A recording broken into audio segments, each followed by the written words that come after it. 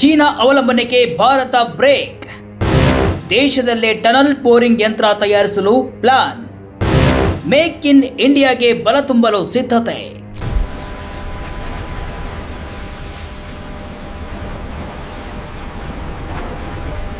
Vijaya Karnataka web ವೀಕ್ಷಕರಿಗೆ ನಮಸ್ಕಾರ.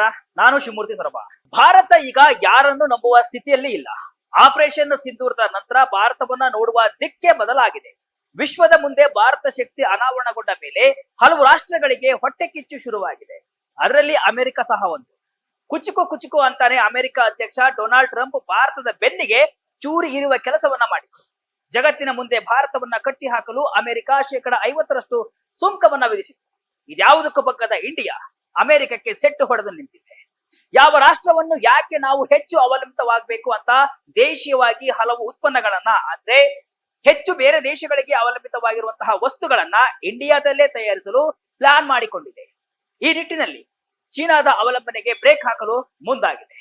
ಹೌದು, ದೈತ್ಯ ಯಂತ್ರಗಳಿಗಾಗಿ ಭಾರತ ಇದುವರೆಗೂ ವಿದೇಶಗಳನ್ನ, ಅದರಲ್ಲೂ ಮುಖ್ಯವಾಗಿ ಚೀನಾವನ್ನ ಹೆಚ್ಚು ಅವಲಂಬಿಸಿತು. ಇನ್ನು ಮುಂದೆ ಈ ಅವಲಂಬನೆಗೆ ತೆರೆ ಬೀಳಲಿದೆ. ಯಾಕಂದ್ರೆ ಚೀನಾದಲ್ಲಿ ತಯಾರಾಗುವ ವಸ್ತುವನ್ನ ಇಲ್ಲೇ ತಯಾರು ಮಾಡಲು ಭಾರತ ಸಿದ್ಧವಾಗಿದೆ. ಈ ಮೂಲಕ ಮೇಕ್ ಇನ್ ಇಂಡಿಯಾಗೆ ಬಲ ತುಂಬಿ ಜಗತ್ತಿನ ಮುಂದೆ ಭಾರತ ಶಕ್ತಿ ಪ್ರದರ್ಶಿಸಲು ಅಣಿಯಾಗಿದೆ. ಹಾಗಾದ್ರೆ ಚೀನಾದ ಯಾವ ವಸ್ತುವನ್ನ ಭಾರತದಲ್ಲಿ ತಯಾರಿಸಲು ಇಂಡಿಯಾ ಮುಂದಾಗಿದೆ? ಭಾರತಕ್ಕೇನು ಲಾಭ? ಸಮಗ್ರ ವರದಿ ಇಲ್ಲಿದೆ. ಮೆಟ್ರೋ ರೈಲುಗಳು, ಬೃಹತ್ ಸುರಂಗ ಮಾರ್ಗಗಳು, ನೀರಾವರಿ ಯೋಜನೆಗಳು, ಇವೆಲ್ಲವುಗಳ ಹಿಂದೆ ಒಂದು ಅದೃಶ್ಯ ಶಕ್ತಿ ಇದೆ. ಅದೇ ಟನಲ್ ಬೋರಿಂಗ್ ಮಷಿನ್, ಅಂದ್ರೆ TBM. ಭೂಮಿಯ ಗರ್ಭವನ್ನ ಕೊರೆದು ಅಭಿವೃದ್ಧಿಯ ಹೊಸ ಹಾದಿ ನಿರ್ಮಿಸುವ ಈ ದೈತ್ಯ ಯಂತ್ರಗಳಿಗಾಗಿ ಭಾರತ ಇದುವರೆಗೂ ವಿದೇಶಗಳನ್ನ, ಅದರಲ್ಲೂ ಮುಖ್ಯವಾಗಿ ಚೀನಾವನ್ನ ಅವಲಂಬಿಸಿತು. ಆದ್ರೆ ಇನ್ನು ಮುಂದೆ ಈ ಅವಲಂಬನೆಗೆ ತೆರೆ ಬೀಳಲಿದೆ. ಭಾರತದ ಹೆಮ್ಮೆಯ ಸಾರ್ವಜನಿಕ ವಲಯದ ಉದ್ಯಮಿ BEML ಇದೀಗ ದೇಶೀಯವಾಗಿ TBM ಗಳನ್ನ ತಯಾರಿಸಲು ದಿಟ್ಟ ಹೆಜ್ಜೆ ಇಟ್ಟಿದೆ. ಆತ್ಮನಿರ್ಭರ ಭಾರತದ ಕನಸನ್ನ ನನಸು ಮಾಡುವ ಚೀನಾದ ಆಮದು ಅವಲಂಬನೆಗೆ ಅಂತ್ಯ ಹಾಡಲು ಮೂಲ ಸೌಕರ್ಯ ಕ್ಷೇತ್ರಕ್ಕೆ ಹೊಸ ಶಕ್ತಿ ತುಂಬುವ ಒಂದು ಮಹತ್ವದ ಕಾರ್ಯತಂತ್ರವಾಗಿದೆ. ಭಾರತದ ರಕ್ಷಣಾ ಸಚಿವಾಲಯದ ಅಡಿಯಲ್ಲಿ ಕಾರ್ಯವನ್ನ ನಿರ್ವಹಿಸುವಂತಹ ಬೆಂಗಳೂರು ವಲಯದ ಭಾರತ್ ಅರ್ತ್ ಮೂವರ್ಸ್ ಲಿಮಿಟೆಡ್, ಅಂದ್ರೆ BEML ದೇಶದ ಮೂಲ ಸೌಕರ್ಯ ಕ್ಷೇತ್ರದಲ್ಲಿ ಕ್ರಾಂತಿಕಾರಕ ಬದಲಾವಣೆಗೆ ಮುನ್ನುಡಿ ಬರೆಯಲಿದೆ. ಚೀನಾದಿಂದ ಆಮದು ಮಾಡಿಕೊಳ್ಳಲಾಗುವ ಟನಲ್ ಬೋರಿಂಗ್ ಮಷಿನ್ಗಳ ಮೇಲಿನ ಅವಲಂಬನೆಯನ್ನ ಸಂಪೂರ್ಣವಾಗಿ ಕಡಿತಗೊಳಿಸುವ ಗುರಿಯೊಂದಿಗೆ BEML ದೇಶದಲ್ಲೇ ಈ ದೈತ್ಯ ಯಂತ್ರಗಳನ್ನು ತಯಾರಿಸಲು ಸಿದ್ಧತೆಯನ್ನ ನಡೆಸಿದೆ. ಈ ಮಹತ್ವಾಕಾಂಕ್ಷೆಯ ಯೋಜನೆಗೆ ಬೇಕಾದ ವಿನ್ಯಾಸ ಸಲಹೆಗಾರರನ್ನ ಆಯ್ಕೆ ಮಾಡಲು ಜಾಗತಿಕ ಮಟ್ಟದಲ್ಲಿ ಬಿಟ್ಗಳನ್ನ ಆಹ್ವಾನಿಸಿದೆ. ಕೆಲವು ಮಾಹಿತಿ ಪ್ರಕಾರ BEML ಈಗಾಗಲೇ ಆಸ್ಟ್ರಿಯಾ ಮತ್ತು ಜಪಾನ್ ಅಂತಹ ತಂತ್ರಜ್ಞಾನದಲ್ಲಿ ಮುಂದುವರೆದ ದೇಶಗಳ ಪ್ರಮುಖ ಕಂಪನಿಗಳೊಂದಿಗೆ ಪ್ರಾಥಮಿಕ ಸುತ್ತಿನ ಮಾತುಕತೆಗಳನ್ನ ಆರಂಭಿಸಿದೆ. ಸದ್ಯಕ್ಕೆ ನಾವು ವಿನ್ಯಾಸ ಸಲಹೆಗಾಗಿ ಟೆಂಡರ್ ಕರೆದಿದ್ದೇವೆ. ಜಾಗತಿಕ ಸಂಸ್ಥೆಗಳಿಂದ ಯಾವ ರೀತಿಯ ಪ್ರತಿಕ್ರಿಯೆ ಬರುತ್ತದೆ ಎಂಬುದನ್ನ ಕಾದು ನೋಡ್ಬೇಕಿದೆ. ಯಂತ್ರಗಳ ತಯಾರಿಕೆಗೆ ಇನ್ನೂ ಸ್ವಲ್ಪ ಸಮಯ ಹಿಡಿಯಲಿದೆ ಅಂತ BEML ನ ಉನ್ನತ ಮೂಲಗಳು ತಿಳಿಸಿವೆ. 6 ಮೀಟರ್ ನಿಂದ ಹಿಡಿದು 16.5 ಮೀಟರ್ ವ್ಯಾಸದವರೆಗಿನ TBM ಗಳನ್ನ ವಿನ್ಯಾಸಗೊಳಿಸುವಲ್ಲಿ ಹಾಗೂ ಅಭಿವೃದ್ಧಿಪಡಿಸುವಲ್ಲಿ ಜಾಗತಿಕವಾಗಿ ಖ್ಯಾತಿ ಪಡೆದ ಮತ್ತು ಸಾಬೀತಾದ ದಾಖಲೆಗಳನ್ನ ಹೊಂದಿರುವ ಪಾಲುದಾರರನ್ನ ಹುಡುಕ್ತಾ ಇದೆ. ಇದು ಭಾರತದ ನಿರ್ದಿಷ್ಟ ಅಗತ್ಯಗಳಿಗೆ ತಕ್ಕಂತೆ TBM ಗಳನ್ನ ರೂಪಿಸುವ ಮೊದಲ ಮತ್ತು ಅತ್ಯಂತ ನಿರ್ಣಾಯಕ ಹೆಜ್ಜೆಯಾಗಿದೆ. ಈ ಯೋಜನೆಗೆ BEML ಈಗ ಕೈ ಹಾಕಿದ್ಯಾಕೆ? ದೇಶದಲ್ಲಿ TBM ಗಳಿಗೆ ಹೆಚ್ಚುತ್ತಿರುವಂತಹ ಅಗಾಧ ಬೇಡಿಕೆ. ಭಾರತ ಇಂದು ಜಗತ್ತಿನ 3ನೇ ಅತಿ ದೊಡ್ಡ ಮೆಟ್ರೋ ಜಾಲವನ್ನ ಹೊಂದಿದೆ. ದೇಶದ 23 ನಗರಗಳಲ್ಲಿ 1013 ಕಿಲೋಮೀಟರ್ ವರೆಗೂ ಹೆಚ್ಚು ಮೆಟ್ರೋ ಮಾರ್ಗಗಳು ಕಾರ್ಯವನ್ನ ನಿರ್ವಹಿಸ್ತಾ ಇದ್ದು, ಇನ್ನು ಹಲವಾರು ನಗರಗಳಲ್ಲಿ ಯೋಜನೆಗಳು ಪ್ರಗತಿಯಲ್ಲಿವೆ ಅಥವಾ ಪ್ರಸ್ತಾಪ ಹಂತದಲ್ಲಿವೆ. ಈ ಬೆಳವಣಿಗೆಯನ್ನ ಉತ್ತೇಜಿಸಲು ಕೇಂದ್ರ ಸರ್ಕಾರ ಕೂಡ ಭಾರಿ ಪ್ರಮಾಣದ ಬೆಂಬಲವನ್ನು ನೀಡ್ತಾ ಇದೆ. ಕೇಂದ್ರ ವಸತಿ ಮತ್ತು ನಗರ ವ್ಯವಹಾರಗಳ ಸಚಿವಾಲಯ ಸ್ವದೇಶಿ TBM ಉತ್ಪಾದನೆಯನ್ನ ಪ್ರೋತ್ಸಾಹಿಸುವಲ್ಲಿ ಪ್ರಮುಖ ಪಾತ್ರವನ್ನ ವಹಿಸ್ತಾ ಇದೆ. 2025ರ ಜೂನ್ ನಲ್ಲಿ ದೆಹಲಿಯಲ್ಲಿ BEML ನ ಹಿರಿಯ ಅಧಿಕಾರಿಗಳೊಂದಿಗೆ ಸಭೆ ನಡೆಸಿದ್ದ ಸಚಿವಾಲಯ 6 ಮೀಟರ್ ನಿಂದ 15 ಮೀಟರ್ ವ್ಯಾಸದವರೆಗಿನ TBM ಗಳನ್ನ ತಯಾರಿಸುವ BEML ನ ಪ್ರಸ್ತಾವನೆಯನ್ನ ಪರಿಶೀಲಿಸಿದೆ. ಮೊದಲ ಹಂತವಾಗಿ BEML ದೆಹಲಿ ಮೆಟ್ರೋ ರೈಲು ನಿಗಮ, ಅಂದ್ರೆ DMRC ಸಹಯೋಗದೊಂದಿಗೆ 6.5 ಮೀಟರ್ ವ್ಯಾಸದ TBM ಯೋಜನೆಯನ್ನ ಪ್ರಾರಂಭಿಸುವ ಸಾಧ್ಯತೆ ಇದೆ ಅಂತ ಮೂಲಗಳು ತಿಳಿಸಿವೆ. ಕೇಂದ್ರ ಸರ್ಕಾರದ ಬದ್ಧತೆಯನ್ನ ಅಂಕಿಅಂಶಗಳ ಮೂಲಕ ನೋಡಿದ್ರೆ 2013-14ಕ್ಕೆ ಹೋಲಿಸಿದ್ರೆ 2025-26ರ ಕೇಂದ್ರ ಬಜೆಟ್ ನಲ್ಲಿ ಮೆಟ್ರೋ ಯೋಜನೆಗಳಿಗೆ ಮೀಸಲಿಟ್ಟ ಅನುದಾನವು 6 ಪಟ್ಟು ಹೆಚ್ಚಾಗಿದೆ. 34,807 ಕೋಟಿ ರೂಪಾಯಿಗಳಿಗೆ ಏರಿಕೆಯಾಗಿದೆ. ಈ ಬೃಹತ್ ಹೂಡಿಕೆಯು ಮುಂದಿನ ದಶಕದಲ್ಲಿ ದೇಶಾದ್ಯಂತ ನಡೆಯಲಿರುವಂತಹ ಮೆಟ್ರೋ ಕಾಮಗಾರಿಗಳ ಪ್ರಮಾಣವನ್ನ ಸೂಚಿಸುತ್ತೆ.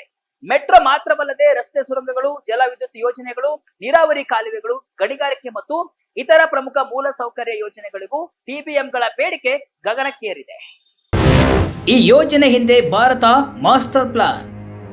ಹೌದು, ಹೆಚ್ಚುತ್ತಿರುವ ಬೇಡಿಕೆ ಅಷ್ಟೇ ಅಲ್ಲ, ಈ ಯೋಜನೆಯ ಹಿಂದೆ ಒಂದು ಬಲವಾದ ರಾಜಕೀಯ ಮತ್ತು ಆರ್ಥಿಕ ಭದ್ರತೆಯ ಆಯಾಮವೂ ಇದೆ. ಅದುವೇ ಚೀನಾ ಅವಲಂಬನೆಯನ್ನ ಕೊನೆಗಾಣಿಸುವುದು. ಪ್ರಸ್ತುತ ಭಾರತವು ಟಿಬಿಎಂಗಳನ್ನ ಸಂಪೂರ್ಣವಾಗಿ ಆಮದು ಮಾಡಿಕೊಳ್ತಾ ಇದೆ. ಜರ್ಮನಿಯ ಹೆರೆನೆಕ್, ಆಸ್ಟ್ರೇಲಿಯಾದ ಟೆರಾಟೆಕ್, ಜಪಾನ್ನ ಕೊಮಾಟ್ಸೋ ಹಾಗೂ ಚೀನಾದ CRCHI ಹಾಗೂ STEC ಕಂಪನಿಗಳು ಪ್ರಮುಖ ಪೂರೈಕೆದಾರರು. ಆದ್ರೆ ಜರ್ಮನಿ, ಆಸ್ಟ್ರೇಲಿಯಾದ ಕಂಪನಿಗಳು ಸಹ ತಮ್ಮ ಉತ್ಪಾದನಾ ಘಟಕಗಳನ್ನ ಅಥವಾ ಬಿಡಿ ಭಾಗಗಳ ಜೋಡಣೆಯನ್ನ ಚೀನಾದಲ್ಲೇ ಮಾಡ್ತಿವೆ. ಹೀಗಾಗಿ ಪರೋಕ್ಷವಾಗಿ ಭಾರತದ ಬಹುತೇಕ ಟಿಬಿಎಂಗಳು ಚೀನಾದ ಮೂಲಕವೇ ಬರುತ್ತಿವೆ. ಇತ್ತೀಚಿನ ವರ್ಷಗಳಲ್ಲಿ ನಡೆದ ಭಾರತ ಚೀನಾ ಗಡಿ ಸಂಘರ್ಷವು ಈ ಅವಲಂಬನೆಯ ಅಪಾಯವನ್ನ ಜಗಜಾಹಿರು ಮಾಡಿತು. ಸಂಘರ್ಷದ ನಂತರ ಚೀನಾದಿಂದ ಟಿಬಿಎಂಗಳು ಮತ್ತು ಅವುಗಳ ಬಿಡಿ ಭಾಗಗಳ ಆಮದು ಪ್ರಕ್ರಿಯೆಯು ಅನಿರೀಕ್ಷಿತವಾಗಿ ಸ್ಥಗಿತಗೊಂಡಿತು. ಇದು ಮುಂಬೈನ ಮಹತ್ವಾಕಾಂಕ್ಷೆಯ ಭೂಗತ ಮೆಟ್ರೋ ಯೋಜನೆಯಂತಹ ಅನೇಕ ಪ್ರಮುಖ ಮೂಲಸೌಕರ್ಯ ಯೋಜನೆಗಳ ಮೇಲೆ ನೇರ ಪರಿಣಾಮ ಬೀರಿತು. ಯಂತ್ರಗಳು ಬರಲಿಲ್ಲ, ಬಂದ ಯಂತ್ರಗಳಿಗೆ ಬಿಡಿ ಭಾಗಗಳು ಸಿಗಲಿಲ್ಲ. ಚೀನಾದ ತಂತ್ರಜ್ಞರು ಭಾರತಕ್ಕೆ ಬರಲು ಸಾಧ್ಯವಾಗಲಿಲ್ಲ. ಇದರಿಂದಾಗಿ ಯೋಜನೆಗಳು ವಿಳಂಬವಾಗಿ ವೆಚ್ಚವು ಹೆಚ್ಚಾಯಿತು. ಈ ಘಟನೆಯು ದೇಶದ ನಿರ್ಣಾಯಕ ಯೋಜನೆಗಳಿಗೆ ವಿದೇಶಿ, ಅದರಲ್ಲೂ ನಿರ್ದಿಷ್ಟವಾಗಿ ಪ್ರತಿಸ್ಪರ್ಧಿ ರಾಷ್ಟ್ರದ ಮೇಲಿನ ಅವಲಂಬನೆ ಎಷ್ಟು ಅಪಾಯಕಾರಿ ಎಂಬುದಕ್ಕೆ ಸ್ಪಷ್ಟ ಉದಾಹರಣೆಯಾಯಿತು. ಇದೇ ಹಿನ್ನೆಲೆಯಲ್ಲಿ ಆತ್ಮನಿರ್ಭರ ಭಾರತ ಅಭಿಯಾನದ ಅಡಿಯಲ್ಲಿ BEML ನ ಈ ಸ್ವದೇಶಿ ಟಿಬಿಎಂ ನಿರ್ಮಾಣ ಯೋಜನೆಗೆ ರಾಷ್ಟ್ರೀಯ ಭದ್ರತೆಯ ಮಹತ್ವವು ಬಂದಿದೆ. BEML ಮುಂದಿರುವ ಸವಾಲುಗಳು ಏನು? ಕೇವಲ ಯಂತ್ರವನ್ನ ತಯಾರಿಸುವುದು ಮಾತ್ರ BEML ಮುಂದಿರುವ ಸವಾಲಲ್ಲ.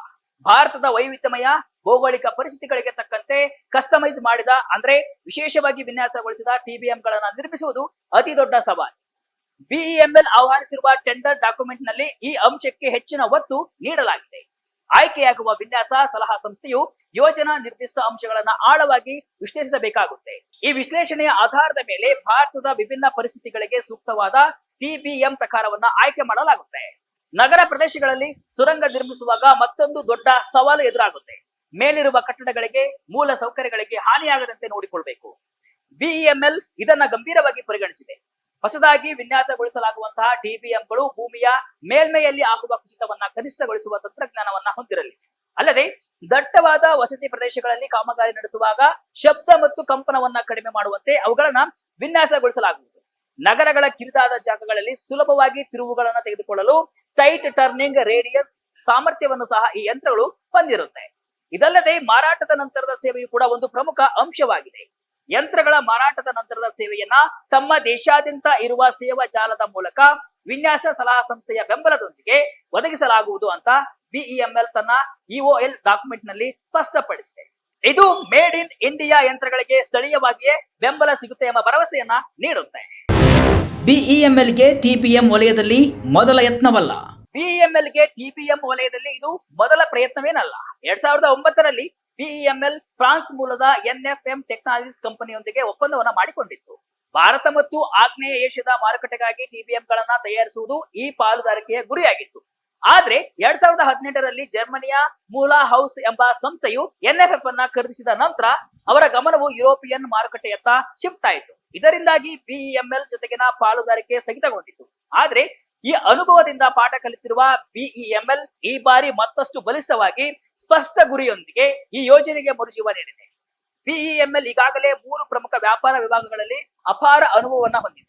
ಗಣಿಗಾರಿಕೆ ಮತ್ತು ನಿರ್ಮಾಣ, ರಕ್ಷಣೆ ಮತ್ತು ಏರೋಸ್ಪೇಸ್ ಹಾಗೂ ರೈಲು ಮತ್ತು ಮೆಟ್ರೋ.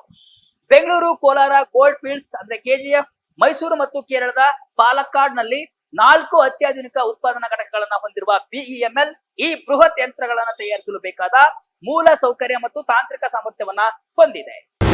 ಸ್ವದೇಶಿ ಟಿಬಿಎಂ ನಿರ್ಮಾಣದಿಂದ ಏನೇನು ಲಾಭ? BEML ನ ಈ ಸ್ವದೇಶಿ ಟಿಬಿಎಂ ನಿರ್ಮಾಣ ಯೋಜನೆಯು ಕೇವಲ ಒಂದು ಕಂಪನಿಯ ಬೆಳವಣಿಗೆಯಲ್ಲ, ಇದು ಬಹು ಆಯಾಮದ ಪರಿಣಾಮಗಳನ್ನ ಬೀರಲಿದೆ. ಆರ್ಥಿಕವಾಗಿ ಸಾವಿರಾರು ಕೋಟಿ ರೂಪಾಯಿಗಳ ವಿದೇಶಿ ವಿನಿಮಯವನ್ನ ಉಳಿತಾಯವನ್ನ ಮಾಡಲಾಗಿದೆ. ಚೀನಾದ ಮೇಲಿನ ಅವಲಂಬನೆಯನ್ನ ತೊಡೆದುಹಾಕಿ ದೇಶದ ಮೂಲ ಸೌಕರ್ಯ ಯೋಜನೆಗಳಿಗೆ ಭದ್ರತೆಯನ್ನ ಒದಗಿಸಲಿದೆ. ಹೈಟೆಕ್ ಇಂಜಿನಿಯರಿಂಗ್ ಕ್ಷೇತ್ರದಲ್ಲಿ ಭಾರತದ ಸಾಮರ್ಥ್ಯವನ್ನ ಜಗತ್ತಿಗೆ ಪ್ರದರ್ಶಿಸಲಿದೆ.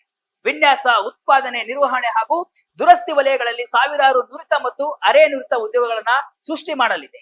ಭವಿಷ್ಯದಲ್ಲಿ ಭಾರತವು ತನ್ನ ನೆರೆಯ ಮತ್ತು ಇತರ ಅಭಿವೃದ್ಧಿಶೀಲ ರಾಷ್ಟ್ರಗಳಿಗೆ ಮೇಡ್ ಇನ್ ಇಂಡಿಯಾ ಟಿಬಿಎಂಗಳನ್ನ ರಫ್ತು ಮಾಡುವ ಸಾಮರ್ಥ್ಯವನ್ನ ಪಡೆಯಬಹುದು. ಒಟ್ಟಾರೆಯಾಗಿ ಅಮೆರಿಕದ ದುಬಾರಿ ಸುಂಕ, ಜಾಗತಿಕ ಮಟ್ಟದಲ್ಲಿ ಆಗುತ್ತಿರುವ ಬದಲಾವಣೆ, ಈ ಎಲ್ಲಾ ಕಾರಣಗಳಿಂದ ಭಾರತ ಮೇಕ್ ಇನ್ ಇಂಡಿಯಾಗೆ ಹೆಚ್ಚು ಒತ್ತನ್ನು ಕೊಡ್ತಾ ಇದೆ. ಬೇರೆ ದೇಶಗಳಿಗೆ ಹೆಚ್ಚು ಅವಲಂಬಿತವಾಗುವುದನ್ನು ತಪ್ಪಿಸಲು ಇಂಡಿಯಾ ಪ್ಲಾನ್ ಮಾಡ್ತಾ ಇದೆ. ಕೇವಲ ಮೊಬೈಲ್ ಫೋನ್ಗಳು, ಆಟಿಕೆಗಳಂತಹ ಸಣ್ಣ ವಸ್ತುಗಳಲ್ಲ, ಬದಲಿಗೆ ದೇಶದ ಭವಿಷ್ಯವನ್ನೇ ನಿರ್ಮಿಸುವಂತಹ ಅತ್ಯಾಧುನಿಕ ಬೃಹತ್ ಯಂತ್ರಗಳನ್ನ ದೇಶದಲ್ಲೇ ತಯಾರಿಸುವ ಗುರಿಯನ್ನ ಹೊಂದಿದೆ. ಬಿಇಎಂಎಲ್ ನ ಈ ಹೆಜ್ಜೆ ಯಶಸ್ವಿಯಾದ್ರೆ ಅದು ಭಾರತದ ಉತ್ಪಾದನಾ ವಲಯಕ್ಕೆ ಹೊಸ ದಿಕ್ಸೂಚಿಯಾಗಲಿದೆ. ಚೀನಾದ ಪಾರಮ್ಯಕ್ಕೆ ಸವಾಲೊಡ್ಡಿ ಜಾಗತಿಕ ಪೂರೈಕೆ ಸರಪಳಿಯಲ್ಲಿ ಭಾರತ ತನ್ನ ಸ್ಥಾನವನ್ನ ಮತ್ತಷ್ಟು ಬಲಪಡಿಸಿಕೊಳ್ಳಲು ಇದು ಸಹಕಾರಿಯಾಗಲಿದೆ. ಇದಿಷ್ಟು ಇವತ್ತಿನ ವಿಶೇಷ. ಇದೇ ರೀತಿಯ ಹಲವು ವಿಶ್ಲೇಷಣೆ ಮಾಹಿತಿ ಅಷ್ಟೇ ಅಲ್ಲ, ಮನರಂಜನೆಯ ವಿಡಿಯೋಗಳಿಗಾಗಿ ವಿಜಯ ಕರ್ನಾಟಕ ವೆಬ್ಸೈಟ್, ಫೇಸ್ಬುಕ್ ಹಾಗೂ ಯೂಟ್ಯೂಬ್ ಪೇಜ್ ಅನ್ನ ಫಾಲೋ ಮಾಡಿ. ಧನ್ಯವಾದಗಳು.